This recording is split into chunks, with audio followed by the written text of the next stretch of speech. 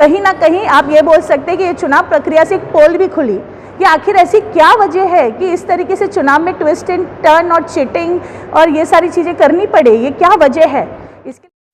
Meera road में हुआ अब और भी आसान, ताज़े फल और ऑर्गेनिक सब्जियां घर बैठे मंगाए फार्मजी ऐप से। तो डाउनलोड करें फार्मजी ऐप, डिस्क्रिप्शन में दी गई लिंक से। नमस्कार, आदाब। आप देख रहे ऑन रिकॉर्ड मीरा भाईंदर।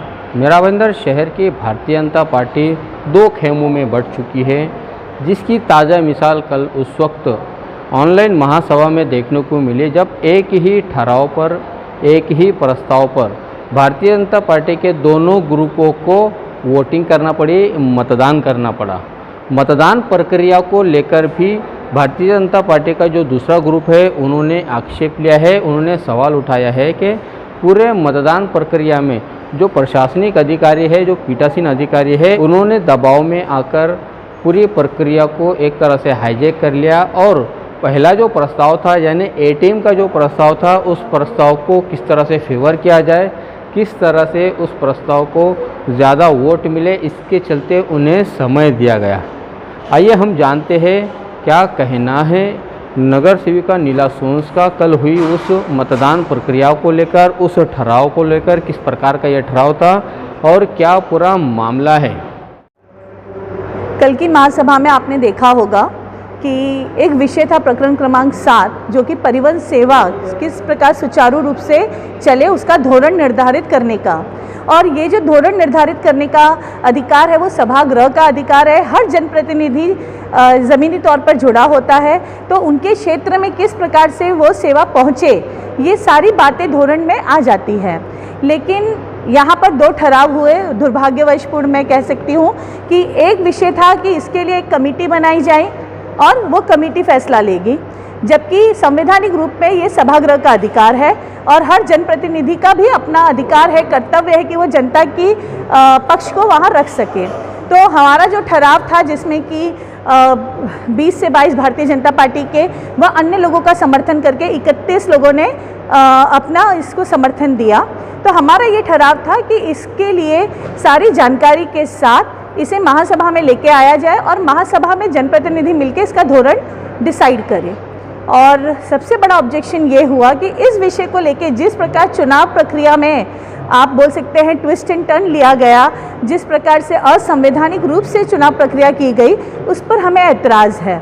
जैसे कि आपने देखा होगा कि चुनाव प्रक्रिया शुरू हो गई, शुरू होने के बाद लोगों का मतदान ले लिया गया, लेकिन रिजल्ट अनाउंस करने से पहले पीठासीन अधिकारी जिसमें कि महापौर, उप महापौर, कमिश्नर और यहाँ तक कि जो इस सभागृह के जवाबदार होते हैं वो सचिव भी सभागृह छोड़कर चले गए।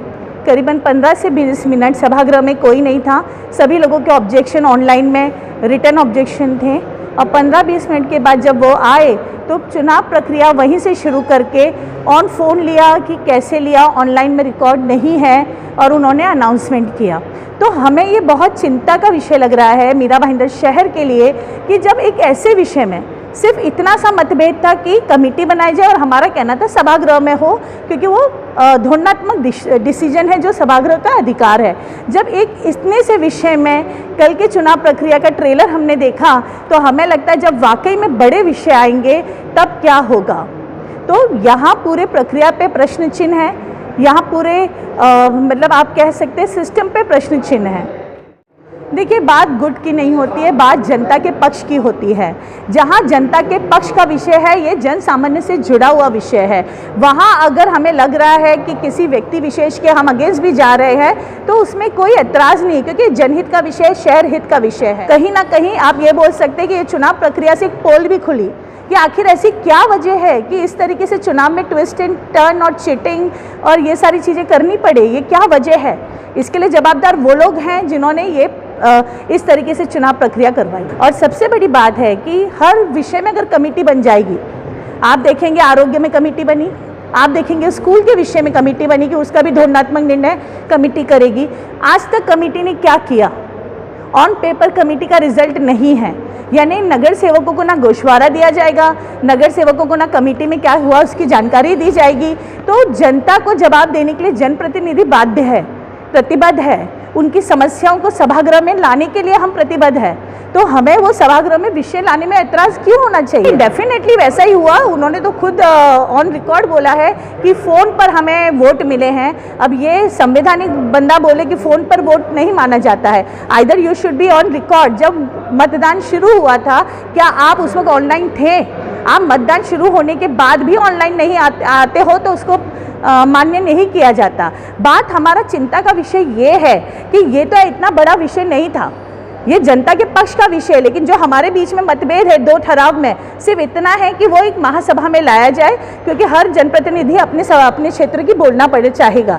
लेकिन आप सोचिए कि अगर ये प्रक्रिया एक इतने से विषय में अपना इतना बुरा ट्रेलर दिखा सकती है, तो जब बड़े विषय आएंगे जो कि बहुत ही, जिसमें आर्थिक रूप से भी होता है, आरक्षण भी होते हैं, तब बड़े विषयों में इनका रुख क्या होगा?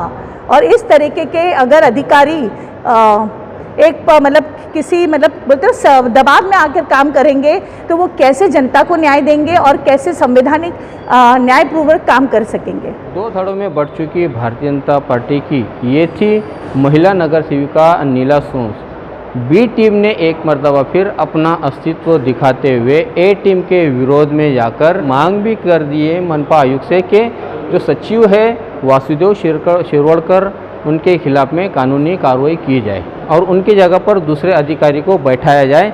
ये सचिव दबाव में आकर काम कर रहे हैं। इस पूरे मामले में भारतीय जनता पार्टी के ध्रुव किशोर पाटिल ने भी अपनी भूमिका रखी। आइए हम उनको सुनते हैं क्या कहना है उनका इस पूरे ठहराव को लेकर। महानगर पालिका ने परिवहन सेवा चालू की थी और उस समय से मैं नगर सेवक हूँ, तो ये परिवहन सेवा शुरू करने में मेरी अहम भूमिका थी। उस समय मंत्री महोदय गणेश नाइक साहब का जन्मदिन था और उनके जन्मदिन के मौके पर मीरा भाईंदर म्युनिसिपल कॉर्पोरेशन की ओर से परिवहन सेवा हमने मीरा भाईंदर शहर के नागरिकों के लिए चालू की थी।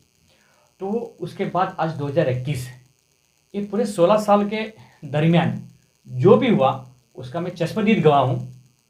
उसकी वजह से मुझे ये सारी चीज़ मालूम है, कितनी बार परिवहन सेवा महानगर पालिका चलाती थी, कितनी बार परिवहन सेवा महानगर पालिका ने किसी और कंपनी को चलाने को दी थी, कितने कॉन्ट्रैक्ट रद्द हुए, कितने कॉन्ट्रैक्ट चालू हुए, पूरी मालूमात मुझे थी। और इसके लिए मैंने ये ठहराव रखा था। ठहराव ऐसा रखा था कि हर बार महानगर पालिका प्रशासन अपने अपने फ़ायदे के हिसाब से धोरण को चेंज करते हैं। हालांकि धोरण चेंज करने का अधिकार या धोरण को फाइनल करने का अधिकार महासभा का है, लेकिन प्रशासन ने वो अधिकारी का हनन करके अपने हिसाब से अपने धोरण को पारित करते हैं, वो बाकायदा गलत है। और उसकी वजह से मैंने ऐसा रखा था कि भाई महापालिका प्रशासन को हमारे जो पॉलिसी डिसीजन होते हैं उस पर इम्प्लीमेंट करने का अधिकार है, पॉलिसी डिसीजन लेने का अधिकार हमें है।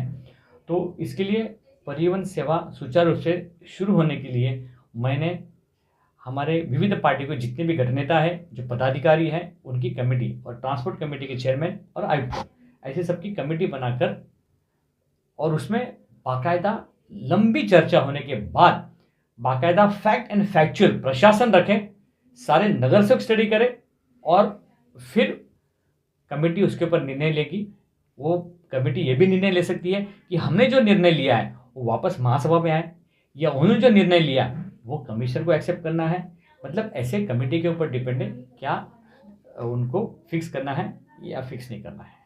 और उस विषय के ऊपर हमारे कुछ नगर सेवक लोगों ने उस पर ऑब्जेक्शन लिया या उसके विरोध में ठहराव किया। हालांकि नैतिकता ऐसी बनती है, जब अपने पार्टी का ठहराव आता है तो उस ठहराव को उन्हें समर्थन करना चाहिए, उनको विरोध नहीं करना चाहिए। और ये शिवसेना की जो गवर्नमेंट है, ये शिवसेना के जो नगर सेवक हैं भारतीय जनता पार्टी पे आरोप लगाते हैं, और वही शिवसेना के नगर सेवक ने कल हमारे भारतीय जनता पार्टी के कुछ लोगों ने जब ठहराव रखा उसको समर्थन दिया। इसका मतलब वो राज्य में कुछ और बात करते हैं और यहाँ पर कुछ और बात करते हैं। ये थे बीजेपी के वरिष्ठ नगर सेवक ध्रुव किशोर पाटिल, जो कह रहे थे कि शिवसेना अपना पक्ष साफ रखे कि वो किसकी तरफ है, वो किसे मदद करना चाहते हैं। एक तरफ जहां पर राज्य में शिवसेना पार्टी भारतीय जनता पार्टी को दूर रखी हुई है, अपोजिशन में बिठाई है, वही दूसरी तरफ उसी शिवसेना पार्टी के नगर सेवक भारतीय जनता पार्टी के ही एक ठहराव को मदद करते हैं, उनके पक्ष में वोट देते हैं। तो एक सवाल भी उन्होंने शिवसेना के नगर सेवकों पर उठाया है। कल हुए इस पूरे मामले को लेकर एक बात तो साफ हो जाती है कि भारतीय जनता पार्टी जो दो खेमों में बटी हुई है, बी टीम जिसे कहा जाए तो उसका भी अस्तित्व जो कि तो मौजूद है, जो कल हुए इस पूरे मामले में, इस पूरे घटनाक्रम में दिखाई दिया। भले ही परिवहन मुद्दे पर भारतीय जनता पार्टी के सभी नगर सेवकों की एक राय न हो, एक प्लेटफॉर्म पे न आए, लेकिन इसी चुनावी प्रक्रिया को लेकर तो साफ हो गया है कि भारतीय जनता पार्टी जो दो खेमों में बढ़ चुकी है, ए टीम के पक्ष में ज़्यादा वोट मिले, बी टीम के पक्ष में कम वोट मिले। लेकिन बी टीम ने जो ए टीम को दौड़ाया है, ए टीम को जो चुनावी प्रक्रिया में हिस्सा लेने पर मजबूर किया है, उससे तो बात साफ पता चलती है कि बी टीम भी अब धीरे धीरे मजबूत होते हुए जा रही है। इस पूरे घटनाक्रम में जो भी नया खुलासा होगा, जो भी नई कार्रवाई होगी या जो भी नई बातें सामने आएगी, हम आप तक ज़रूर पहुँचाएंगे। तब तक आप हमारे साथ बने रहे। कैमरामैन आरिफ कुरैशी और साबिर शेख के साथ ऑन रिकॉर्ड मीरा भाईंदर। धन्यवाद। मीरा रोड में हुआ अब और भी आसान, ताज़े फल और ऑर्गेनिक सब्जियां घर बैठे मंगाए फार्मजी ऐप से। तो डाउनलोड करें फार्मजी ऐप डिस्क्रिप्शन में दी गई लिंक से।